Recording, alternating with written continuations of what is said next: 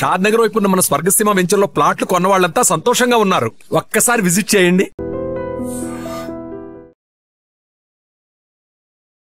దానికన్నా ముందు జరిగిన ఏదంటే అది మర్చిపోతున్నాం. జాగ్వార్ పహల్గామ్ ఇష్యూలు అప్పుడు మర్చిపోయాం. ఇప్పుడు చూడండి పహల్గామ్ ఇష్యూలు కూడా టెర్రరిస్ట్ దొరికారని చూడండి. దొరికారనుకోండి, రేపు ఏం చేస్తారు?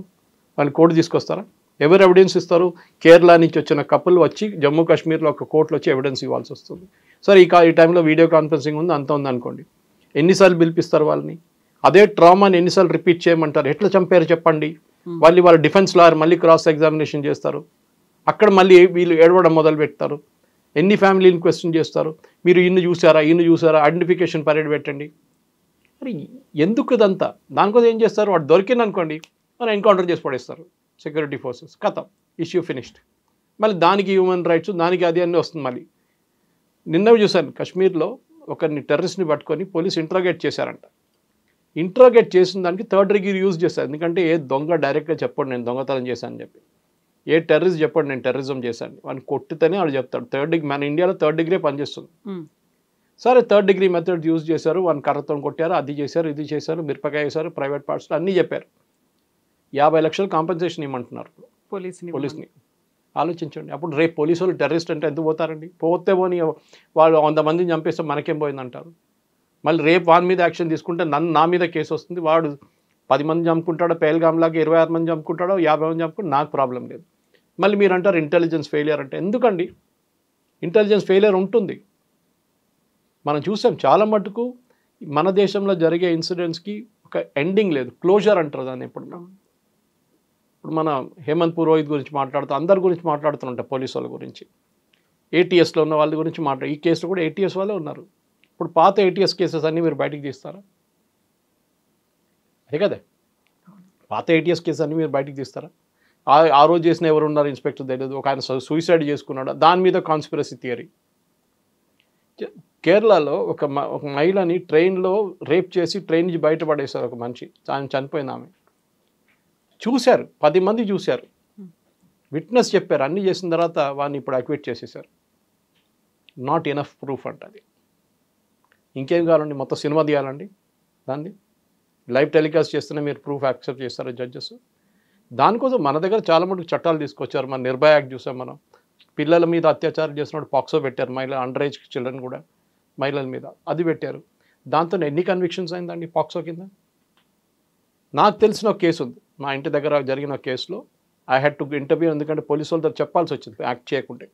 బాబు వాళ్ళ ఫ్యామిలీకి ఇట్లా ప్రాబ్లం అవుతుంది, అమ్మాయి కనిపించట్లేదు ఒక 10 రోజుల నుంచి అని చెప్తే అప్పుడు పోలీసు వాళ్ళు లేచిండ్రు. Because I'm from media. లేకుంటే ఏం చేస్తారండి? మళ్ళీ యాక్ట్ చేసి వాడిని పట్టుకొచ్చారు, ఆ పోరుని పట్టుకొచ్చి అమ్మాయి దొరికింది. కావాలంటే చేయొచ్చు, కానీ పాక్సోలో ప్రాబ్లం ఏంటండి? మళ్ళీ అగైన్ ఇదే విట్నెస్. ఒక అమ్మాయిని రేప్ చేసిన అమ్మాయి చనిపోతే మంచిదండి, నేను చెప్తున్నాను. She has to leave through the trauma again. ఏం జరిగింది చెప్పండి, ఆలోచించండి. You are asking how to describe how the rape happened. It's a trauma. అది కూడా డిఫెన్స్ లాయర్స్ క్రాస్ ఎగ్జామినేషన్ చేస్తే ఎవరైనా బ్రేక్ డౌన్ అవుతారు. సో మన దగ్గర జడ్జెస్ కూడా అంతే. Not enough proof. మీకు ఏం కావాలండి? ఇంకా బొంబాయి బ్లాస్ట్ జరిగింది, 180 మంది చనిపోయారు. మళ్ళీ రేపు ఇంకొక అటాక్ జరిగితే సంజౌతా జరిగింది. సంజౌతా ఎక్స్ప్రెస్లో మనకు అందరు తెలుసు. ఒరిజినల్ నిందితులు పాకిస్తాన్ నుంచి వచ్చారు, ఇద్దరిని వాళ్ళు అరెస్ట్ చేసిండ్రు. అది మన government, great UPA government, Manmohan సింగ్ది. వాళ్ళు ఇద్దరిని రిలీజ్ చేసేస్తుండ్రు పాకిస్తాన్ వాళ్ళని. స్వామి అసీమానంద్ అని చెప్పి ఆయన వేసుకున్నారు. సో కర్నల్ పురోహిత్ కేసు మీకు గుర్తుంటుంది. కర్నల్ పురోహిత్ని మిలిటరీ ఇంటెలిజెన్స్ ఆయన. ఇదే కేసులో 26/11 కన్నా ముందు he was kind of tracking this Abhinav Bharat group నుంచి ట్రాక్ చేస్తున్నారు. ఆర్మీ ఎవిడెన్స్ ఇచ్చారు, ఆర్మీ చెప్పారు yes is our man, is ఆయన జాబ్, అది ఉద్యోగం చేస్తున్నాడు. టెర్రరిస్ట్ గ్రూప్ ఇన్ఫిల్ట్రేట్ చేయడం కర్నల్ పురోహిత్ ఇట్స్ జాబ్. కానీ ఏం చేశారండి లాస్ట్లో? ఆయన అరెస్ట్ చేసి జైలు వేశారు ఆయన. కానీ ఆర్మీని చూడండి, ఆయన మెచ్చుకుంటాను ఆర్మీని. They didn't stop his salary ఇచ్చారు, క్వార్టర్స్ ఇచ్చారు, వైఫ్ని ఎంత సపోర్ట్ కావాలి సపోర్ట్ కూడా ఇచ్చారు వాళ్ళు. లాస్ట్ రిలీజ్ చేసిన వాళ్ళ బండ్లో తీసుకెళ్లారు. ఇది మన దగ్గర. సో ఏ పోలీస్ వాడు రిస్క్ తీసుకుంటారని చెప్పండి? Judicial system is gone, finished. దానికోసం అందరు చప్పట్లు కొడతారు. దిశ కేసు లాగా పోలీసు వాళ్ళకి మిఠాయి పంచిపెట్టారు ఆ రోజు, అక్కడ పూలతోని సల్కారం చేశారు అందరు అక్కడ. ఇలాంటి ఇన్సిడెంట్ అయినప్పుడల్లా ఒక సజ్జనార్ ఉండాలి అనేటువంటి ఒక స్లోగన్స్ కూడా వస్తుంటాయి కదా ప్రతిసారి. సజ్జనార్కి మళ్ళీ ఏమైందండి? ఇప్పుడు ఆయన గ్రూప్ లైన్ పోస్టింగ్లో పంపించేశారు. ఆర్టీసీలో. అదే కదా జరిగింది. ఆ ఉన్న పోలీసుల మీద యాక్షన్, వాళ్ళ సర్వీస్ రికార్డ్ పోయింది, వాళ్ళది సర్వీస్ పోయింది, వాళ్ళ మీద చర్యలు నడుస్తున్నాయి. ఇప్పుడు వాళ్ళు ఎవరి కోసం చేశారండి? వాళ్ళ కోసం చేయలేదు కదా. వాళ్ళు పైనుంచి వచ్చిన ఆర్డర్ చేశారు. మేము ముఖ్యమంత్రిని క్వశ్చన్ చేయండి, అప్పుడున్న ముఖ్యమంత్రి మీరు ఎందుకు చేయించారు, ఆర్డర్ ఎవరు ఇచ్చారు? ఇది సరే ఫేక్ ఎన్కౌంటర్ జరిగింది అనుకోండి, మీరు 10 సంవత్సరాల తర్వాత గ్యారంటీ ఇస్తారా ఈయనకి ఉరిశిక్ష ఉంటుందని? ఉండదు. అప్పుడు హ్యూమన్ రైట్స్ అంటారు. చెప్పండి, సుప్రీంకోర్టుకి వచ్చిన ఎన్ని డెత్ సెంటెన్స్ ఆటోమేటిక్గా లైఫ్ ఇంప్రిజ్మెంట్లో కన్వర్ట్ అయిపోతుంది. 90% కేసులో becoming life imprisonment. Rarest of the rare అంటారు సుప్రీంకోర్టు. Only rarest of the rare case అంటే నార్మల్ రేప్ చేసిన, నార్మల్ మర్డర్ చేసిన అది మీరు లైఫ్ ఇంప్రిజ్మెంట్ 14 సంవత్సరాల తర్వాత బయటకు వచ్చేచ్చు. కానీ రేరెస్ట్ ఆఫ్ ద రేర్ ఉంటే నడుస్తుందంట. చాలా ఎక్స్ట్రీమ్, చాలా క్రూయల్గా ఉంటే తప్ప. అది కూడా కొన్ని రోజుల తర్వాత అది కూడా అన్నారు, అది కూడా ఇట్స్ ఆల్సో వెరీ నార్మల్ అంటారు. Murder is a murder. ఆ ఫ్యామిలీకి ఇంపాక్ట్ అవుతుంది. ఎవరు అమ్మాయి పోయారు కదా ఫ్యామిలీలో, ఆ చనిపోయిన అమ్మాయి పేరెంట్స్కి ఉంటుంది ఆ పెయిన్, అబ్బాయికి ఉంటుంది. కన్యా లాంటి కేసులో ఉన్నప్పుడు, లేకుండా ఇక్కడ దిశ కేసులు ఎన్నో ఉన్నాయండి కేసులు. నిర్భయ కేసు చూడండి, వాళ్ళ పేరెంట్స్ ఎన్ని సంవత్సరాలు కొట్లాడొచ్చింది. దాని తర్వాత ఇప్పుడు ఏం జరిగింది? ఎక్కడున్నారు చెప్పండి? నిర్భయ కేసు ఇప్పుడు ఉరిశిక్ష చేశారు వాళ్ళని? చేయలేదు కదా ఇప్పుడు దాకా. అది ఎక్కడో పడి ఉంటుంది ఏదో కోర్టులో, అది ఇంకో 20 సంవత్సరాల దాకా నడుస్తుంటుంది. అప్పుడు దాకా ఒకడు చనిపోతాడు, లేకుంటే వాడు బయటకు వచ్చేస్తాడు, ఏదైనా అవుతుంది. అప్పుడు దిస్ ఎంటైర్ జ్యుడిషియల్ సిస్టమ్ మన కంట్రీలో క్రాష్డ్. కోట్లాది కేసులు పడున్నాయి. ఎంత 5.8 crores సంథింగ్. ఇక్కడే ఇప్పుడు నుంచి స్టార్ట్ చేస్తే కూడా మీరు ఇంకా 30, 40, 50 సంవత్సరాల వరకు ఈ కేసెస్ ఫినిష్ కావు. ఒక జనరేషన్ అయిపోతుంది మీకు. మళ్ళీ సుప్రీంకోర్టులో, హైకోర్టులో summer vacation, winter vacation, Dasara vacation, Holi vacation, Diwali vacation, అన్ని వెకేషన్. చిన్నపిల్లలకి ఇంత వెకేషన్ రావండి స్కూల్లో జడ్జికి వచ్చేంత. ఇప్పుడు ఏమంటారు? చంద్రచూడ్ గారు చెప్పినప్పుడు I also participated in one debate like that ఇక్కడ హైదరాబాద్లో లీగల్ ఫ్రెటర్నిటీతో. వాళ్ళు ఏం చెప్పారు? అదే మాకు కూడా బ్రేక్ కావాలి కదా, మేము కూడా మా ఫ్యామిలీని హాలిడే తీసుకెళ్ళాలి కదా. ఎవరు వద్దన్నారండి? తీసుకోండి, ఏదో ఒక్క హాలిడే తీసుకోండి. ఈ సమ్మర్ వెకేషన్ అనే కాన్సెప్ట్ ఎక్కడొచ్చిందండి?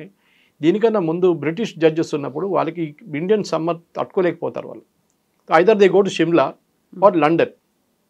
సో ఆ 2 months ఇండియన్ సమ్మర్ అంటే ఏప్రిల్, మే యూజువలీ వాళ్ళు లండన్కి వెళ్ళిపోతారు సమ్మర్ బ్రేక్ కోర్ట్స్కి. బ్రిటిష్ వాళ్ళు పోయారు కానీ చెప్తారు కదా మన దగ్గర అంగ్రేజ్ గేలకి నవలాజ్ చోడగా అని హిందీలో. ఈ బ్రిటిష్ వాళ్ళు పోయిన వాళ్ళ హ్యాబిట్స్ ఇంకా ఉంది మన దగ్గర. అదే హ్యాబిట్స్ కంటిన్యూ చేస్తారు. ఇన్ని కేసులు పెండింగ్ ఉన్నప్పుడు మీరు సాటర్డే ఎందుకు కూర్చోరండి? సండే ఎందుకు కోర్టులు పెట్టుకోరు? సరే, lot of judgements had been written, correct. అదంతా వీళ్ళు అనుకుంటారు 2:30 అయిన తర్వాత 3:30 అయిన తర్వాత వీళ్ళు ఇంటికి వెళ్ళిపోతారు. కాదు, ఒకసారి చేంబర్లో కూర్చొని డిక్టేట్ చేస్తారు. ఇంటికి వెళ్ళిన తర్వాత ఈ ఫైల్స్ అన్ని తీసుకెళ్ళి ఇంట్లో కూర్చొని చూస్తారు. నెక్స్ట్ డే ఉన్న కేసెస్ని చూస్తారు. వాళ్ళకి ఇంటర్న్స్ ఉంటారు. ఇంటర్న్స్ వాళ్ళు మొత్తం బ్రీఫింగ్ రాసి అన్నీ పడతారు. వాళ్ళకి లోడ్ ఉన్నాయి. మీరే జడ్జెస్ని సెలెక్ట్ చేస్తున్నారు. ఇంకా ఏ కంట్రీలో రూల్ లేదు. జడ్జెస్ని సెలెక్ట్ చేసుకుంటారు. యూఎస్ గురించి మాట్లాడతారు కదా వీరంతా. యూఎస్లో political appointment, every judge is appointed by the president, లేకుంటే అక్కడ ఉన్న గవర్నర్ ఆ ఏరియాది, ఆ స్టేట్ది. భారతదేశంలో జడ్జిలే రేపు హైపోథెటికల్ సిచ్యువేషన్ తీసుకుంటే ఆర్మీ చీఫ్, నెక్స్ట్ ఆర్మీ చీఫ్ని అపాయింట్ చేయాలి. ఆర్మీలో 10 మంది కూర్చొని డిసైడ్ చేస్తే అయిపోతుందండి. లెఫ్టినెంట్ జనరల్, మేజర్ జనరల్ 10 మంది కూర్చొని ఈయన నెక్స్ట్ జనరల్ చెప్తే గవర్నమెంట్ ఒప్పుకుంటారా? ఒప్పుకోరు కదా. చీఫ్ ఎలక్షన్ కమిషనర్ ఉన్నప్పుడు ప్యానెల్ కావాలంట. మిగతా దానికి అన్నిటికీ ప్యానెల్ కావాలి. సివిసికి ప్యానెల్ కావాలి, కానీ సిబిఐ చీఫ్కి ప్యానెల్ కావాలి. కానీ వాళ్ళ కేసుకు వచ్చినప్పుడు లేదు. నేషనల్ జ్యుడిషియల్ అకౌంటబిలిటీ కమిషన్ వేశారు సెలక్షన్ కోసం, ఎన్జేసి. ఆ బిల్నే స్ట్రైక్ డౌన్ చేసేసారు వీళ్ళు. ఒక కోజీ క్లబ్ అయిపోయింది. ఒక కొలీజియం గురించి ప్రతిసారి ఇలా డిస్కషన్స్ వస్తున్నాయి, కాంట్రవర్సీస్ అనేవి ఉన్నాయి అందులో. కొలీజియం అంటే ఏంటి నాకు అర్థం కాదండి. వీళ్ళే డిసైడ్ చేస్తారా అన్ని? సరే, కరెక్ట్. ఇందిరాగాంధీ టైంలో చాలా మటుకు 3 జడ్జెస్ని బైపాస్ చేసి ఇందిరాగాంధీ జూనియర్ మోస్ట్ జడ్జిని తీసుకొచ్చి చీఫ్ జస్టిస్ చేశారు. జరిగింది అది ఎమర్జెన్సీ టైంలో. దాని తర్వాత కూడా చాలా మటుకు ఏం చెప్తారు, పొలిటికల్ అపాయింట్మెంట్స్ ఉండే. జస్టిస్ కృష్ణ అయ్యర్ తీసుకుందామండి, one of the best judges ever. Card holding member of communist party, EMS Namboodiri part క్యాబినెట్లో మినిస్టర్గా ఉండే. తర్వాత ఆయన అడ్వకేట్ అయ్యి తర్వాత జడ్జి అయ్యి కేరళ కూడా అక్కడ సుప్రీంకోర్టుకి వచ్చింది. ఆయన రాసిన అన్ని జడ్జ్మెంట్ చూడండి, బ్రిలియంట్ జడ్జ్మెంట్, నో డౌట్. అన్ని leftist oriented judgements. As a jurist no complaints about it. కానీ చేసిన పనులు ఇట్లు. అప్పుడు ఏమంటారు, రైట్ వింగ్ జడ్జెస్ అంటారు. ఏదో బాబ్రీ మసీద్కి జడ్జ్మెంట్ ఇవ్వగానే రైట్ వింగ్ అయిపోతారు. కానీ ఇంకేమైనా చెప్తే అప్పుడు సెక్యులర్ అయిపోతారు. దుష్యంత్ దావే ఏమో రిటైర్ అయిన తర్వాత ఇప్పుడు మళ్ళీ స్టేట్మెంట్ చేస్తున్నాడు, అన్ని చీఫ్ జస్టిస్ ఇప్పుడు దాకా మోదీ గారితో పనిచేస్తున్నారు, మోదీ గారి కోసం పనిచేస్తున్నారు. మరి మీరు కోర్టులో ఉన్నప్పుడు ఎందుకు చెప్పారండి? As advocate why don't you mention that? బయటకు వచ్చిన తర్వాత వీళ్ళందరూ మాట్లాడతారు, జస్టిస్ నరిమన్ కానివ్వండి, మిగతా వాళ్ళందరూ. The problem is your failed. నేను చెప్తాను, మనం పనిచేస్తున్న ఆర్గనైజేషన్లో if you don't perform you will be sacked or your salary will be held back, increment will be held back. ఏదైనా ఒకటి చేస్తారు. అది ఏ కంపెనీ అని, మీడియా ఉండని, ఐటీ ఉండని, ఏదైనా ఉండని. వీళ్ళకి ఎట్లా అంటే ఏమైనా ఉందండి? మీరు వచ్చినప్పుడు ఎన్ని కేసులు ఉండే, మీరు వెళ్తున్నప్పుడు ఎన్ని కేసులు ఉండే, ఎప్పుడైనా వేరేమైనా మెజర్ చేశారండి? ఇవాళ ఒక కేసు వచ్చింది మన ఇది కన్వర్ యాత్ర గురించి. అక్కడ నాన్ వెజ్ ఉందా వెజ్ ఉందా హోటల్ గురించి అని డిస్కషన్, పెద్ద డిస్కషన్ కోర్టులో. ఇవాళ పొద్దు నుంచి బార్ అండ్ బెంచ్లో చూస్తున్నాను నేను. అంతా అయిన తర్వాత లాస్ట్ ఆర్డర్ ఏంటంటే, ఇవాళ లాస్ట్ డే కదా, ఆ యాత్ర అయిపోయింది కదా, ఇంకేంటి, okay as of now we will keep it for the next hearing. మళ్ళీ పొద్దున్నుంచి గంటన్నర 2 గంటలు ఎందుకు డిస్కస్ చేశారు? వెన్ యూ నో ద యాత్ర is today. And non veg board పెట్టాలన్నా, వెజ్ బోర్డు పెట్టాలన్నా, నాన్ వెజ్ సర్జెస్ రెస్టారెంట్లో వెజ్ ఉండాలన్నా, లేకుంటే గార్లిక్ ఆనియన్ ఉండాలన్నా, వెజ్ హోటల్, ఇదంతా డిస్కస్ చేశారు. పెద్ద డిస్కషన్ 1.5 hours. దాంతో ఏమై ఉంటుంది, ఎన్ని కేసులు వాయిదా పడి ఉంటుంది.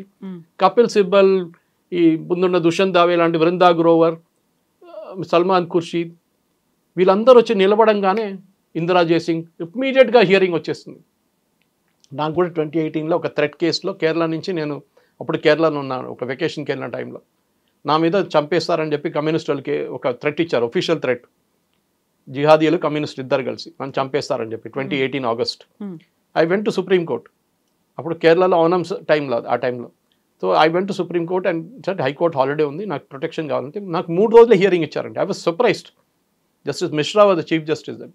నా కేసు తర్వాత ఆయన వినలేదు, ఆయన కాన్స్టిట్యూషన్ బెంచ్లో ఉందని చెప్పి justice Parashar and justice U U Lalit, later on Parashar Lalit ji became the chief justice later. వీళ్ళిద్దరు నా కేసు వినేసి ఇమీడియట్గా ప్రొటెక్షన్ ఇచ్చారు నాకు. నేను తీసుకోలేదు అనుకోండి, పోలీసు వాళ్ళు తీసుకొని నేను తిరగాలి, నేను చేయట్లేదు. కానీ ఒక నార్మల్ సిటిజన్కి మీకు ఒక హియరింగ్ కావాలంటే ఇంపాసిబుల్.